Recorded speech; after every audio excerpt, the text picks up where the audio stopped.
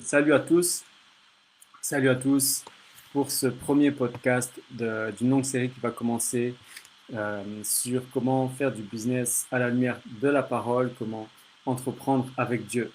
Bienvenue pour ce premier sujet autour de la fidélité envers Dieu. Alors, avant de commencer, je vais juste expliquer un petit peu comment ça se passe donc, pour ce premier et la suite des prochains podcasts. Ici, vous êtes quelques-uns à m'écouter en live. Peut-être que tu m'écoutes en replay, soit sur sur le groupe Facebook ou peut-être sur YouTube ou sur Spotify. Alors, le concept, c'est quoi? Le concept, c'est que les podcasts seront donnés en live sur le groupe Facebook.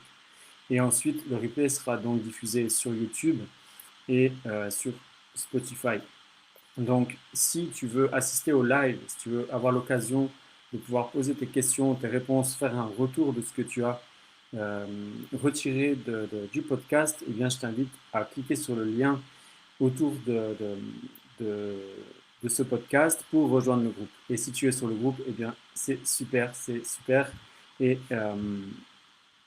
n'hésite pas à partager ce que tu retires, si tu as des questions. Et ce sera un plaisir pour moi d'interagir avec vous. Alors, avant de, de commencer, pour t'aider aussi à retirer un maximum de ce podcast, je t'invite à me partager. euh, Est-ce qu'il y a quelque chose que tu ressens manquer? Est-ce que tu te dis, je manque de quelque chose pour pouvoir réussir? Est-ce que tu as cette sensation, cette pensée-là? Est-ce que tu manques de quelque chose?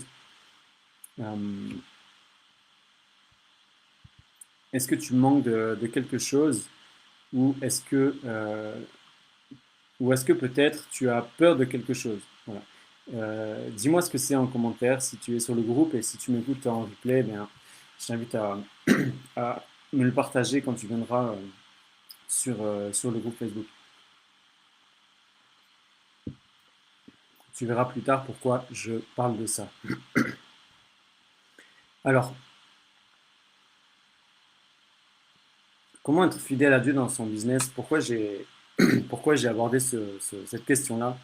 Eh bien, c'est une intention qu'on a souvent, qu'on a tous, hein, d'être intègre, d'être en accord avec ses valeurs. Et pour ceux qui sont croyants et croyants en Dieu et en la Bible, eh bien, on a cette intention, cette volonté, cette recherche de rester fidèle à nos valeurs, de rester fidèle à Dieu, de rester fidèle à la parole. Et j'avais posé la question pour savoir un peu quelle est votre réponse, qu'est-ce que c'est pour vous la fidélité. Et donc souvent ce qui ressort, c'est être fidèle à Dieu, ça veut dire eh bien, respecter, être dans les règles, respecter, ne pas tricher, déclarer ses revenus par exemple, ne pas tricher, ou bien aussi être fidèle aux directives de Dieu, voilà, répondre à ce que Dieu ou le Saint-Esprit peut nous révéler ou nous donner comme direction. Et tout ça, c'est très juste et c'est très bien. Et, c'est pas ce que je vais aborder aujourd'hui. Ça ne veut pas dire que ce n'est pas ça et que ce n'est pas ça non plus de la fidélité et qu'il ne faut pas être fidèle dans ce sens-là. Mais ce que moi j'ai observé, ce qui se passe, c'est que bien souvent, ce genre de pensée ou d'attitude qui peut être très juste peut être aussi très limitante. Et le constat que je fais, c'est que de nombreuses personnes se retrouvent au final, vont se retrouver dans des situations limitées. Elles vont euh, rester bloquées, ne pas réussir à entreprendre, avoir des grandes visions. Elles vont peut-être avoir des grandes visions, Dieu va leur donner des grandes visions, elles vont avoir des grandes ambitions, mais les efforts qu'elles vont mettre en place, qu'elles vont développer, ne vont pas donner de résultats. D'autres vont avoir l'impression que ce qu'ils ont à faire est énorme, c'est une montagne, une grande montagne devant eux, et qu'ils ne sont pas prêts, ils ne sont pas équipés. Donc, qu'est-ce qui va se passer? Certains vont procrastiner, vont attendre d'être prêts, d'autres vont essayer de se former, vont penser qu'ils n'ont pas assez de diplômes, qu'ils n'ont pas assez de temps, qu'ils n'ont pas assez d'argent, et, et qu'il leur manque beaucoup de choses pour pouvoir passer à l'action, passer à l'action pour pouvoir réussir. D'autres encore vont réussir à se lancer, vont mettre en place des choses, des actions, mais avoir de tout petits résultats et ne pas réussir à décoller, ou bien s'épuiser, à faire beaucoup d'efforts, et puis ils vont s'épuiser, ils vont se décourager. D'autres peut-être vont vraiment décoller, et puis ça va faire les montagnes russes. Ils vont décoller, et aussi vite ils vont retomber, reperdre du temps, reperdre de l'argent, ne plus avoir de résultats, perdre la motivation, se décourager. Et, du coup, on peut vraiment se poser la question, quand on sait et quand on croit en un Dieu puissant, bon et qui nous comble de bénédictions, quand on dit par exemple 3 Jean 1, verset 2, bien-aimé, je souhaite que tu prospères à tous égards et sois en bonne santé comme prospère l'état de ton âme. On nous dit, la parole nous dit là, je souhaite que tu prospères à tous égards, donc que tu prospères dans tous les aspects de ta vie. On a aussi Jean 10 qui nous dit, le voleur ne vient que pour voler, égorger et détruire. Moi, je suis venu afin que les brebis aient la vie et qu'elle l'ait en abondance. Donc c'est vraiment, encore une fois, l'abondance que là Jésus a pour nous, la vie en abondance dans tous les aspects de notre vie. Donc on peut se poser la question, okay, pourquoi est-ce que je n'ai pas la sensation de vivre cette abondance? Pourquoi est-ce que malgré mes efforts, malgré que Dieu m'a donné des visions, malgré que je crois que Dieu pourvoit à mes besoins, pourquoi est-ce que je ne vis pas cette abondance et que j'y arrive pas, je galère? Pourtant, je fais tout pour respecter Dieu, pour l'écouter. Je veux être fidèle, je me mets à genoux, je veux vraiment œuvrer pour lui. Dans mon cœur, je veux être son serviteur. Voilà, on a vraiment cette intention-là d'être fidèle à Dieu et pourtant, il n'y a pas les résultats qu'on espère. Alors pourquoi? Il y a pour moi aussi d'autres comportements. Ces personnes qui vont avoir du mal justement à concilier les deux, à concilier, ok, je veux entreprendre des choses, je veux développer des choses, mais je veux servir Dieu, et qui du coup vont aussi voir consciemment ou inconsciemment parfois la réussite professionnelle, financière, etc., en opposition avec une marche avec Dieu, et vont vivre du coup un conflit, de pensée et de valeurs. Et en fait, c'est bien souvent à cet endroit-là que se jouent les choses. Donc, comment être fidèle à Dieu tout en trouvant sa bénédiction sur le plan spirituel, mais aussi dans notre vie à tous égards? Alors, euh, il y a une pensée qui est souvent chez les croyants, de dire oui, mais il ne faut pas chercher l'argent en premier, il faut chercher Dieu. Et, euh, Et dans Matthieu 6, par exemple, il y a ce verset qui dit, ne vous amassez pas des trésors sur la terre, où la teigne et la rouille détruisent et où les voleurs percent et dérobent, mais amassez-vous des trésors dans le ciel, où la teigne et la rouille ne détruisent point, et où les voleurs ne percent ni ne dérobent, car là où est ton trésor, là aussi sera ton cœur. C'est dans Matthieu 6, 19, 21, et à la fin de ce paragraphe, de ce chapitre, verset 33, il nous dit, cherchez premièrement le royaume et la justice de Dieu, et toutes ces choses vous seront données par-dessus. Et cette interprétation, cette compréhension de ce verset, de cette pensée, peut mener, peut-être pas tous, peut-être pas toi qui m'écoutes, mais peut mener les personnes à se dire, ben non, il ne faut pas trop que je cherche l'argent, etc., il faut que je cherche Dieu.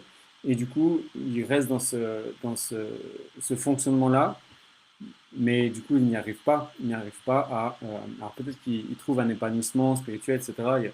Ça ne veut pas dire qu'ils ne vont pas bien dans leur vie, mais il y a des personnes qui ont vraiment du mal à prospérer au niveau professionnel et financier.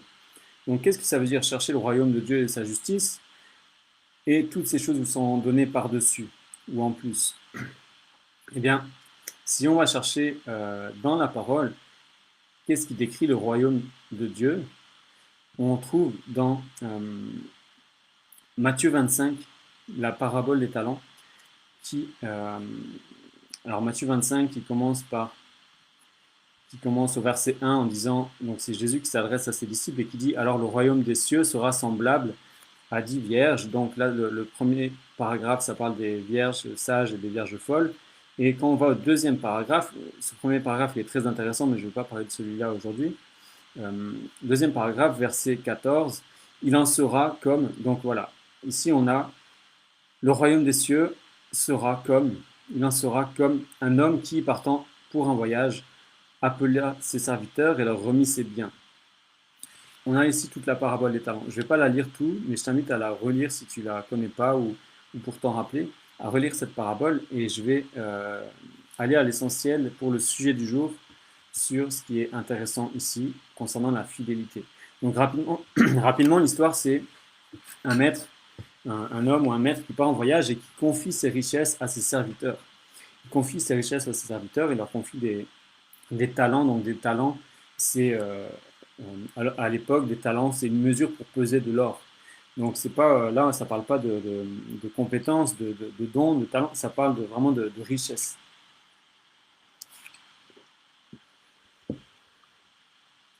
Et donc, ce paragraphe, il est intéressant parce qu'il parle de fidélité, justement.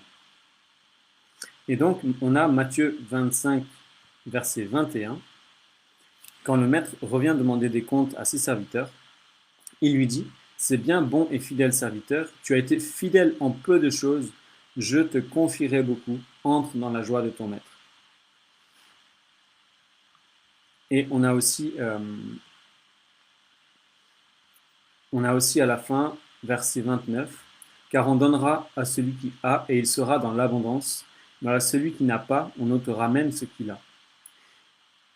Donc là, on a encore cette notion d'abondance et on voit que l'abondance est donnée à qui? À ceux qui ont déjà. Et ceux qui ont déjà dans cette histoire, ce sont les deux premiers serviteurs qui ont été fidèles. Donc là, ce paragraphe, ce chapitre, cette parabole montre que ceux qui ont été fidèles, effectivement, ont reçu en abondance. Et celui qui n'a pas été fidèle, il lui a été enlevé. Donc,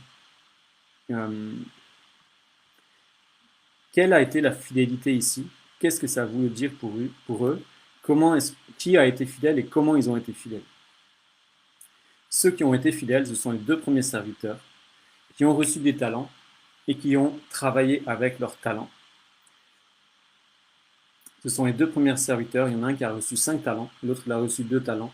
Il est dit qu'aussitôt, ils sont allés travailler avec leurs talents et ils en ont reçu le double. Et quand le maître est venu demander des comptes, ils en ont rendu le double.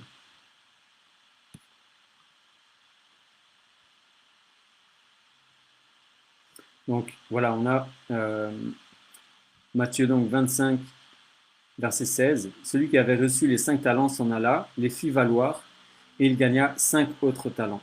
De même, celui qui avait reçu les 2 talents en gagna 2 autres. Et celui qui en a reçu qu'un alla faire un creux dans la terre et cacha l'argent de son maître.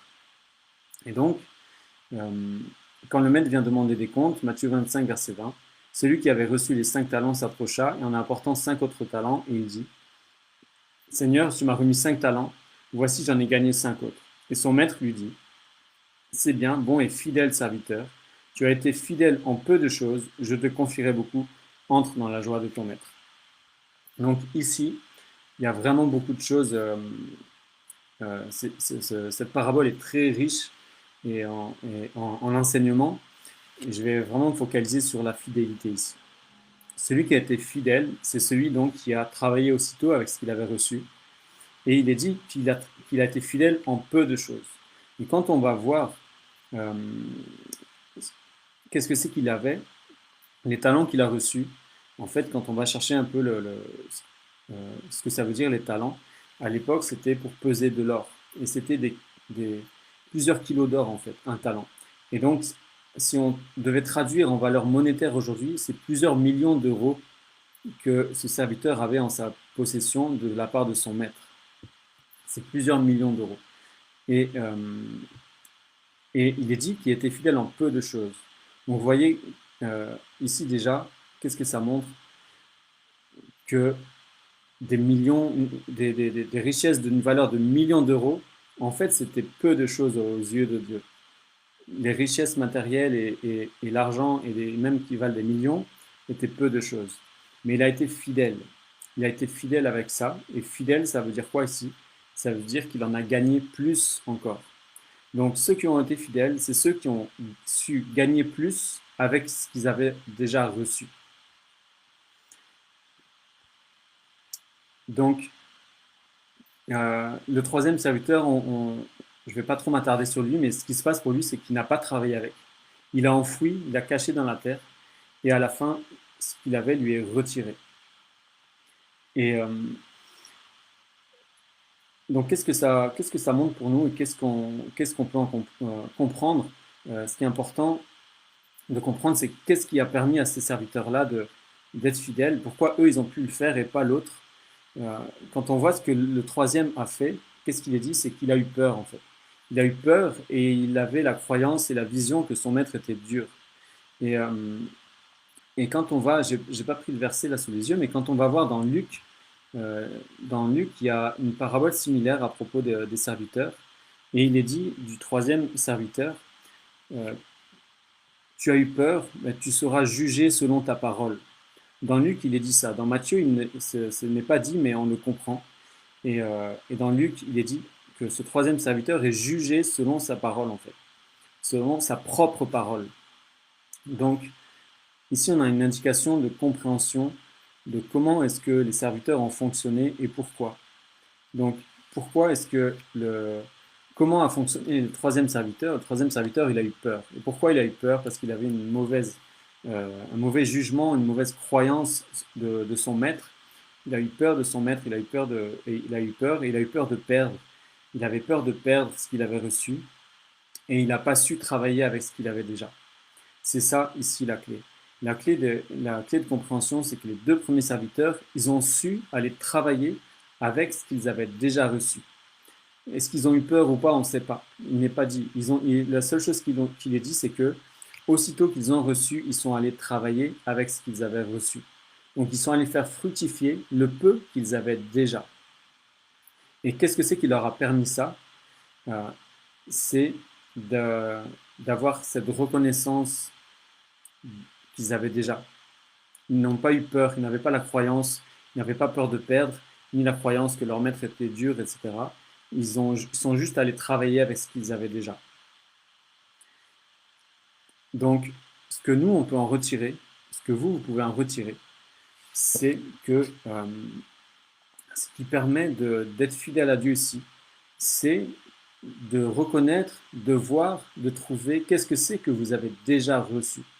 Qu'est-ce que c'est que Dieu vous a déjà confié, même si ça paraît peu, même si vous pensez que c'est peu, en fait, ça vaut des millions. En fait, ça vaut de l'or. Ce que vous avez déjà, ça vaut de l'or. C'est ça que montre cette parabole et ce passage. C'est que ce que vous avez déjà reçu, ça vaut de l'or. Mais pour pouvoir recevoir plus et en abondance, qu'est-ce qu'il faut faire? Il faut travailler avec ce que vous avez déjà, aussitôt, sans vous poser de questions en fait, sans avoir peur, ou même si vous avez peur. Même si vous avez peur, vous pouvez déjà travailler avec ce que vous avez déjà pour aller gagner plus avec ce que vous avez déjà. Qu'est-ce que ça demande de pouvoir faire ça? Qu'est-ce que ça demande de pouvoir travailler avec ce qu'on a déjà? Moi, c'est ça que c'est une des choses que je fais avec mes clients avant d'aller leur enseigner ou leur permettre de trouver des nouvelles choses, des nouvelles techniques, des nouvelles idées, des nouvelles stratégies, etc. Des choses qu'ils n'auraient pas, ben, je les aide à trouver ce qu'ils ont déjà, à trouver comment exploiter ce qu'ils ont déjà en termes de ressources, que ce soit du temps, que ce soit de l'énergie, de l'argent, que ce soit des relations, que ce soit des clients potentiels, une audience, voilà, que ce soit des compétences, des capacités, des informations, des réponses. Il y a tellement, tellement, tellement, tellement de choses que nous avons déjà, que vous avez déjà et que tu as déjà. Donc, la première chose ici que je voudrais te partager pour être fidèle à Dieu et trouver l'abondance qu'il a pour toi et recevoir l'abondance qu'il veut te donner et qu'il qui est déjà prête pour toi, qu'il veut déjà te confier, c'est de chercher la valeur que tu as déjà, de chercher qu'est-ce que c'est que tu as déjà et de chercher comment tu peux le valoriser avant de chercher ce dont tu manques, avant de chercher du nouveau, etc. Cherche à trouver comment tu peux exploiter ce que tu as déjà. Et si tu n'as pas l'impression d'avoir déjà assez, suffisamment, eh bien là, c'est simplement une question de vision et de croyance. Pour être capable d'exploiter ce qu'on a déjà, ça demande de le trouver. Et pour le trouver, il faut le chercher. Et pour le chercher, il faut déjà y croire. Donc, je t'invite déjà à commencer à te rappeler et à croire que tu as déjà suffisamment. Que tu as déjà. Et que ce que tu as, ça vient de Dieu. Dieu t'a déjà confié ça. Dieu t'a déjà confié tellement. Dieu a déjà tellement fait pour toi. Mais si tu cherches autre chose, si tu crois que tu manques d'argent, que tu manques de temps, que tu manques de ceci ou de cela pour pouvoir passer à l'action, qu'est-ce que ça démontre concernant ton état de cœur et tes croyances? Ça veut dire que tu crois que tu es dans le manque. Ça veut dire que tu crois que tu n'as pas assez.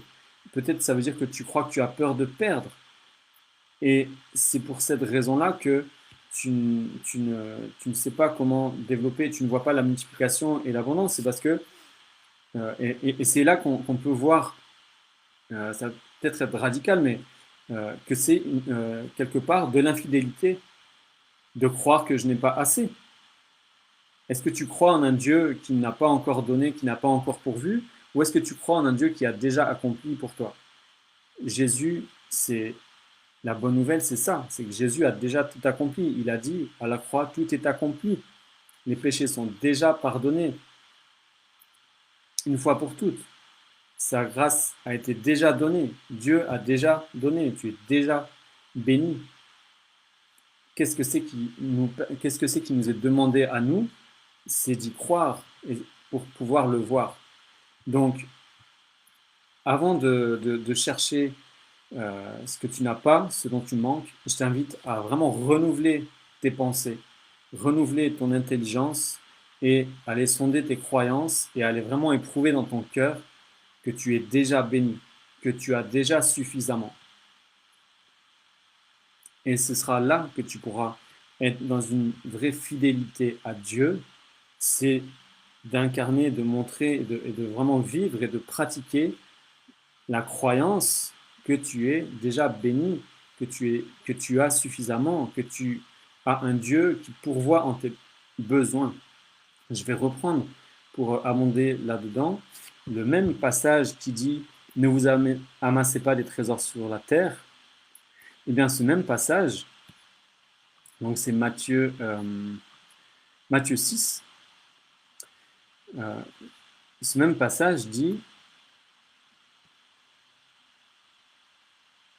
Matthieu 6, verset 25, « C'est pourquoi je vous dis, ne vous inquiétez pas pour votre vie de ce que vous mangerez, ni pour votre corps de quoi vous serez vêtus. La vie n'est-elle pas plus que la nourriture et le corps plus que le vêtement? Regardez les oiseaux du ciel, ils ne sèment ni ne moissonnent, ils n'amassent rien dans les greniers, et votre Père céleste les nourrit. Ne valez-vous pas beaucoup plus qu'eux ?» Et ça continue avec cette invitation, cette exhortation de ne pas s'inquiéter. Qui de vous, par ses inquiétudes, peut ajouter une coudée à la durée de sa vie? Pourquoi vous inquiétez au sujet du vêtement? Voilà, ça dit, ne vous inquiétez pas. Et verset 31, ne vous inquiétez donc point et ne dites pas que mangerons-nous, que boirons-nous, de quoi serons-nous vêtus? Car toutes ces choses, ce sont les païens qui les cherchent et votre Père céleste sait que vous en avez besoin. Donc, verset 33, cherchez premièrement le royaume de Dieu et sa justice, et toutes ces choses vous seront données par-dessus. Ne vous inquiétez donc pas du lendemain, car le lendemain aura soin de lui-même, à chaque jour suffit sa peine. Il est là le problème d'infidélité, c'est la croyance qu'on n'a pas assez, la croyance qu'on va perdre, la croyance qu'on va manquer, la croyance qu'on manque déjà. Elle est là l'infidélité, la vraie infidélité, et la vraie fidélité, elle est où? dans la croyance que Dieu pourvoit et que Dieu a déjà pourvu et que j'ai suffisamment et que je peux déjà le plus auquel j'aspire, le plus grand, la plus grande bénédiction, la plus grande richesse, la plus grande quantité, ce que je veux de plus, que ce soit matériel ou spirituel, je veux plus d'épanouissement, je veux plus de temps dans ma vie, je veux plus de paix, je veux plus de joie, ok? C'est pas qu'une question d'argent ou de matériel. Ça viendra au départ de la reconnaissance que tu as déjà suffisamment. Donc, je vais venir avec des choses un petit peu plus concrètes en termes de business et de comment on peut implémenter ça. Mais ça demande avant tout un renouvellement de pensée et un changement de vision et un changement de croyance. Et un changement, plutôt qu'un changement, c'est vraiment une incarnation, une implémentation, d'éprouver vraiment ces croyances. On sait les dire, on sait les penser intellectuellement, on sait les lire et être d'accord avec ça. Mais il faut vraiment le vivre, l'éprouver dans son cœur, éprouver que je suis béni, j'ai suffisamment. Dieu pourvoit à mes besoins, même si je ne le vois pas avec mes yeux. C'est le fait de le croire et de le chercher qui te permettra de le trouver.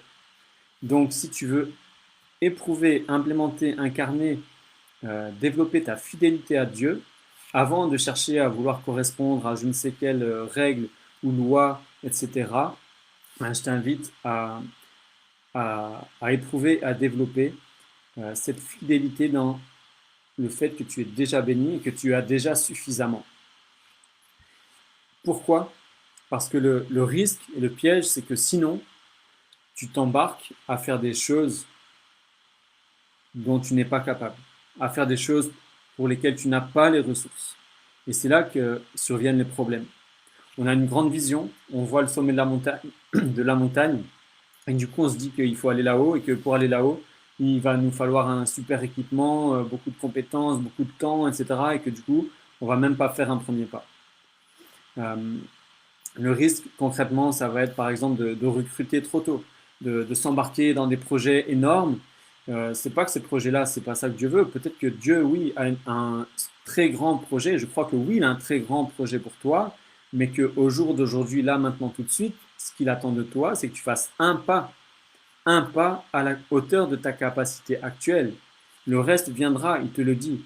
Il te fait la promesse, il te dit, tu as été fidèle à un peu de choses, je t'en confierai beaucoup. Lui-même va se charger de te confier plus si toi, tu es fidèle en peu de choses.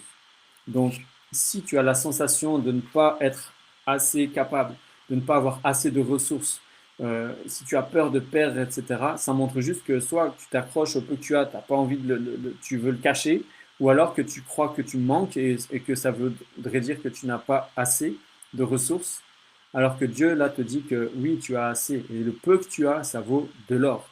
Et Dieu te dit que ce qu'il attend de toi pour lui être fidèle, c'est que tu exploites ce que tu as déjà. C'est comme ça que tu pourras lui montrer ta fidélité. C'est si tu réussis à gagner plus avec ce qu'il t'a déjà confié. C'est comme ça que tu vas lui montrer ta fidélité. Et en faisant ça, tu vas gagner en capacité, tu vas gagner en maturité, tu vas gagner en capacité de travailler avec ce que tu as déjà. Tu vas augmenter ta capacité de gérer ce que tu as déjà et ainsi tu pourras recevoir plus. C'est pour cette raison que il est dit au début de cette parabole des talents que le maître confie à chacun en fonction de sa capacité. Dieu te confie en fonction de ta capacité à travailler avec ce que tu as déjà. Donc si tu ne sais pas déjà travailler avec le peu que tu as déjà, il ne te donnera pas plus, ou peut-être même il te le donne, mais déjà, mais c'est toi qui n'es pas capable de travailler avec plus. Parce que tu n'es pas capable de trouver plus de fruits, tu ne trouves pas plus de fruits, plus de résultats, parce que tu n'es pas capable, tu n'es pas en capable. Quand je dis que tu n'es pas capable, c'est pas pour t'enfoncer, c'est juste pour clairement avec discernement parler de ta capacité à gérer et à faire fructifier et à travailler avec ce que tu as déjà. Donc,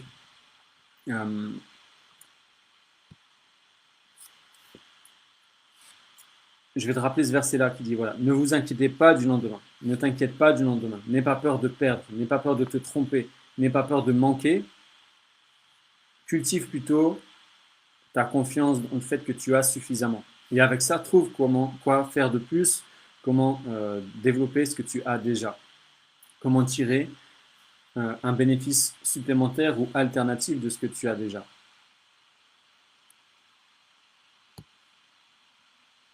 Donc, je vais donner quelques exemples. Ah oui, je vais ajouter d'abord quelque chose d'essentiel. C'est qu'est-ce que c'est qu'on recherche? Qu'est-ce qu'on recherche? Et ça va permettre aussi de concilier le business, l'argent et marcher avec Dieu. Là où on a souvent où on peut avoir un conflit de valeurs entre argent et Dieu, et de dire ouais, je veux pas chercher l'argent et du coup on sait pas trop comment faire du business, comment se développer, etc. parce que on a ce conflit-là. Bon ben, c'est simple, ne cherche pas l'argent, cherche la vraie récompense. J'ai parlé dans mon introduction de vraie récompense. La vraie récompense que tu dois chercher, c'est celle que Dieu a pour toi. Et c'est quoi? C'est la joie. C'est pour ça que la fin de ce verset dit, Matthieu 25, verset 21, son maître lui dit, c'est bien, bon et fidèle serviteur, tu as été fidèle en peu de choses, je te confierai beaucoup, entre dans la joie de ton maître. Donc cherche la joie, cherche à travailler avec ce que tu as pour récolter de la joie. Et au passage, tu récolteras de l'argent. Je vais donner un exemple très simple. Une cliente à moi qui, le mois dernier, a, euh, a développé un atelier, un événement gratuit. Elle a fait un événement gratuit pour un petit groupe de personnes de son audience proche, de sa communauté, des gens qui lui font déjà confiance. Elle a fait un événement gratuit. Et à la fin de cet événement, les gens eux-mêmes, ou même avant l'événement, les gens eux-mêmes lui ont dit mais tu n'auras pas quelque chose à nous vendre en fait? Voilà, eux-mêmes, ils sont allés lui dire mais qu'est-ce que tu as de plus pour nous? Est-ce que tu as quelque chose à vendre? Et du coup, elle a créé un petit produit et ça lui a permis d'avoir une petite rentrée d'argent grâce à un événement gratuit où son intention, ce n'était pas de récolter de l'argent, c'était de récolter de la joie, de travailler avec ce qu'elle a déjà, avec sa compétence, son expertise qu'elle a déjà, avec l'audience qu'elle a déjà, c'est-à-dire les gens qui lui font déjà confiance. Elle a créé quelque chose avec ça pour partager sa joie, pour trouver de la joie pour elle et donner de la joie aux participants. Et elle a trouvé cette joie et elle a reçu plus. Elle n'attendait pas d'argent, mais elle en a reçu quand même parce que les gens étaient tellement touchés, comblés, se sentaient bénis, etc. Et ont tellement aimé ce qu'elle a fait qu'ils ont été en demande de lui acheter quelque chose. Ici, on a un exemple, un petit exemple d'un petit événement sur un jour. Et si on continue avec ce principe d'être fidèle en peu de choses, eh bien, tout ce qu'elle a réussi à faire sur cet événement, elle peut le refaire, elle peut le répéter, elle peut le multiplier et travailler avec ce qu'elle a déjà. Ici, elle a fait un événement, elle en a tiré une expérience, elle en a tiré des gens satisfaits de ses services. Donc potentiellement, dans ces gens-là, il y a des gens qui seront clients pour son offre plus haut de gamme qu'elle a à proposer. Donc, quelques exemples de comment faire pour travailler avec ce qu'on a déjà pour gagner plus. Ça peut être augmenter simplement la valeur de ce que tu fais. Changer de fonctionnement. Plutôt que de, par exemple, quelqu'un qui vend un service horaire, plutôt que de vendre avec un service horaire où tu vas vendre une prestation à 50 euros de l'heure qu'à un moment donné, tu peux augmenter peut-être à 70, à 90, mais si tu veux gagner plus, tu dois travailler plus. Mais sauf que ton temps est limité. Tu ne peux pas travailler plus que 8 heures par jour sans t'épuiser, sans griller ta santé. Et du coup, c'est limité. Donc si tu veux recevoir plus encore, tu dois changer ta manière. Et tu peux travailler moins avec moins d'efforts et gagner plus simplement en changeant ta manière de vendre, en changeant ta manière de concevoir et de offrir ton service. Plutôt que de facturer un service horaire, tu peux facturer un forfait sur, par exemple, si c'est pour quelqu'un qui fait un service de conseil ou d'accompagnement ou autre, ou de thérapie, eh bien, plutôt que facturer à chaque fois à la séance, eh bien, convenir d'un résultat qui a une grande valeur pour le client et, convenir d'un accord pour un accompagnement sur ce résultat-là, sur ce résultat qui a beaucoup plus de valeur pour la personne que juste une séance horaire par-ci par-là, et mettre en place un tarif plus élevé, et puis et réduire le temps et s'engager sur un accompagnement. Ensuite, qu'est-ce que tu peux faire j'aime beaucoup l'exemple de la boulangerie, par exemple, ou la pâtisserie. Ben, quelqu'un qui vend des gâteaux, il peut vendre un atelier de groupe. Plutôt que de vendre juste le produit, il peut créer et vendre un service. Et en faisant ça, il peut trouver plus de joie encore. Plutôt que juste de vendre des produits, ben, peut-être qu'il va trouver à avoir plus de joie et plus de sens en contribuant à un public qu'il a à cœur. Peut-être le public des mamans ou des personnes âgées ou des enfants ou des personnes handicapées, où il va pouvoir allier son talent à quelque chose qui fait plus de sens, qui va avoir plus de joie. Et du coup, peut-être qu'il va aussi pouvoir trouver une formule qui lui permet de gagner plus d'argent par rapport au temps que ça lui prend. Il peut aussi créer une formation pour donner des cours. Voilà, c'est juste une autre manière de travailler avec ce qu'il a déjà. Euh, Quelqu'un qui, toujours dans le même domaine de la restauration ou de l'alimentaire, ben, voilà, plutôt que de vendre des produits, créer un cours, créer un livre de recettes, créer des ateliers, voilà. Ou quelqu'un qui vend des services, ben, peut-être qu'il peut trouver à vendre un produit, au contraire. Et voilà, c'est développer cette capacité à travailler avec ce qu'on a déjà. Un autre exemple, ensuite, pour communiquer. Souvent, pour communiquer, on a du mal, enfin, on cherche comment faire pour communiquer, euh, euh, pour vendre, pour se faire connaître, pour parler de soi, etc. Et du coup, on va se mettre à parler de choses pour essayer de vendre, essayer de convaincre et tout. Ok, cherche la joie. Cherche la joie. Partage la joie que tu as. Partage la joie de ton quotidien. Sur une communication, sur ton profil, je ne sais pas si tu utilises Facebook ou Instagram, etc. Fais des stories, partage la joie que tu as. Ça va te permettre de gagner quelque chose de bien plus valeureux de bien plus de valeur que l'argent. C'est la relation. C'est la relation de qualité avec ton audience. Développer la relation de confiance et, euh, et la relation avec ton audience. Et si ensuite tu as développé une offre qui lui parle, eh bien le fait simplement de communiquer ta joie en faisant une photo de toi dans une story ou dans un post en parlant du sujet que tu as à cœur, etc. Par exemple, tu vis une situation avec un client potentiel, avec un client, ça peut t'inspirer une communication pour faire une communication sur ton profil sur les réseaux en réutilisant ce qu'une personne te dit. Et même quelqu'un qui te dit non, imagine quelqu'un qui refuse pour quelconque raison ton offre, qui dit ben non, j'ai pas le temps, j'ai pas d'argent, ou alors j'ai tel ou tel problème, etc. Ben, ne t'arrête pas à là, va chercher à la comprendre. Et si tu comprends ce qu'elle vit, tu comprends sa problématique, tu peux faire une communication à propos de ça sur ton profil et ça va parler à quelqu'un d'autre. Moi, c'est ce que j'ai fait un jour. J'ai une personne qui m'a expliqué sa situation. Euh, j'ai écrit un post en racontant ce qu'elle m'avait raconté.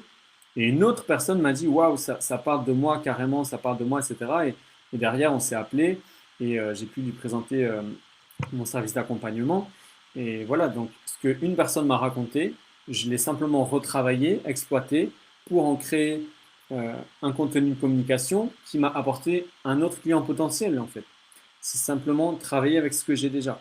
Un client satisfait peut vous faire un témoignage et vous partager ce témoignage et ça va pouvoir renforcer votre, votre, comment dire, ça va te permettre de toucher des nouveaux clients, de montrer un témoignage de résultats que tu fais. Voilà. Une autre manière, c'est, ok, être au service, chercher de la joie, contribuer et partager de manière gratuite. ça va vous permettre de gagner des gens qui vont apprécier ce que vous faites et qui vont vouloir plus. Ben, vous allez peut-être avoir quelque chose à un petit prix à partager. Et puis la personne qui a payé un petit prix et qui aime ce que vous faites et qui voit que vous avez encore plus, ben derrière, vous allez pouvoir peut-être lui proposer une offre plus haut de gamme avec une plus grande qualité et, et en récolter plus d'argent. Et cet argent, c'est pas juste dans l'histoire là de gagner plus d'argent, mais c'est pour faire tourner votre activité et derrière contribuer. Parce que si vous avez un client, ben, vous avez quelqu'un à qui contribuer, apporter votre valeur et vous pouvez aussi continuer à développer votre activité pour aller contribuer encore plus. Et ça peut être aussi vraiment un garde-fou pour vous éviter de prendre de mauvaises décisions. Pour éviter les mauvaises décisions, ça peut être quoi? Ça peut être de recruter trop tôt. Ça peut être de vouloir investir de l'argent et du temps qu'on n'a pas encore. Moi, j'ai vu ça beaucoup. Des gens qui s'emballent, ouais, ça y est, je vais faire ça. Alors maintenant, il faut que j'investisse dans la pub, dans un site internet, que je recrute un assistant, etc. Et des gens qui commencent à dépenser de l'argent et du temps alors qu'ils n'ont même pas encore de rentrée d'argent. Voilà. Et donc là, voilà, il y a eu un client, etc. Et ça a commencé, puis je recrute et je paye de la pub et je paye un assistant, etc. Et derrière, bon, ben mince, je dépense mon temps, mon argent, euh, mon énergie dans des choses qui ne me rapportent pas. Et du coup, ben, tout s'écroule parce que derrière, il n'y a pas de nouveaux clients. Voilà. Et, et, et le cœur de ça, c'est vraiment ben, voilà, rester dans cette fidélité en peu de choses et chercher avec qu'est-ce que c'est que j'ai déjà, qu'est-ce que c'est que tu as déjà, et comment tu peux développer, multiplier ta capacité à travailler avec ce que tu as déjà. Donc voilà ce que je voulais partager aujourd'hui en termes de fidélité à Dieu, c'est être fidèle dans le peu que tu as déjà. Ça montrera en termes de croyance et de posture spirituelle que oui, tu crois que tu es déjà béni. Tu crois en un Dieu qui t'a déjà béni. Tu crois en un Dieu qui pourvoit au-delà de tes attentes. Et en termes concrètement de ce que tu peux faire, ça va te permettre de trouver comment exploiter ce que tu as déjà pour gagner un petit peu plus et qui te permettra d'augmenter tes ressources, d'augmenter le temps que tu as, d'augmenter l'argent que tu as en ta possession pour pouvoir investir lorsqu'il y aura besoin euh, pour recruter, pour développer, pour investir dans des outils, etc. Mais au départ de ce que tu as déjà et pas au départ de je crois que je manque et que je n'ai pas assez. J'espère que tu as reçu des choses intéressantes et utiles pour toi. Donc, si tu m'écoutes sur YouTube ou sur Spotify, eh bien, je t'invite à cliquer sur le lien que tu trouveras autour du podcast pour me faire un retour, soit par email, soit en rejoignant le groupe Facebook. Si tu es sur le groupe Facebook, eh bien, je t'invite vraiment à me faire un retour. N'hésite pas à me contacter en privé aussi si tu as des questions, si tu as des besoins. Et, euh, et voilà, je te dis à très bientôt. Tu es vraiment béni. Et pour ceux qui sont sur le groupe en live, je vous invite à poser vos questions, à faire un retour. Et je vais prendre quelques minutes pour vous répondre si vous avez des questions en live. Et pour ceux qui sont en replay, à très bientôt, à très vite. Rejoignez le groupe, vous aurez l'occasion de poser vos questions en live, de me contacter en privé pour me faire vos retours et poser vos questions. Tu es béni, tu es abondamment béni, que ta lumière luise grâce à Dieu et pour sa gloire.